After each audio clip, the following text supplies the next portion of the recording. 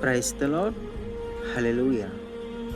ప్రభు ఇట్లనుచున్నాడు, మీరు క్రొత్త పొలములు దున్నుకొనుడు, న్యాయమును విత్తనము వేసి దైవ ప్రేమను పంటను కోసుకొనుడు.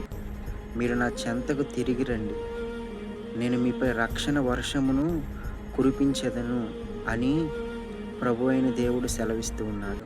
ప్రియ సహోదరి సహోదరులారా, ఇజ్రాయేలు ప్రజలు దేవుడు వారిని దీవించే కొద్దీ వారు దేవునికి వ్యతిరేకమైన కార్యాలు చేశారు.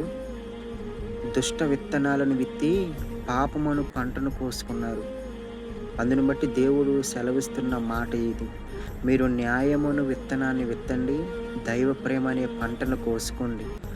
ఎందుకంటే ప్రియ సహోదరి సహోదరులారా, దేవుడు తన యొక్క అపోస్తలుల ద్వారా పరలోక రాజ్యము సమీపించినది, మీరు హృదయ పరివర్తన చెంది సువార్తను విశ్వసించండి అని తన యొక్క శిష్యుల ద్వారా, అపోస్తలుల ద్వారా మనకి సువార్త సందేశాన్ని పంపించారు.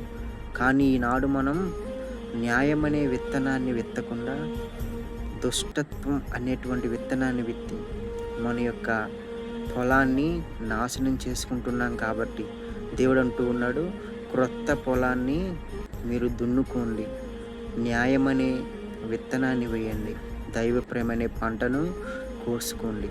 ప్రియ సహోదరి సహోదరులారా, మన ఈ జీవితము దేవుని సొంతం, మన ఈ జీవితము దేవుని కొరకు.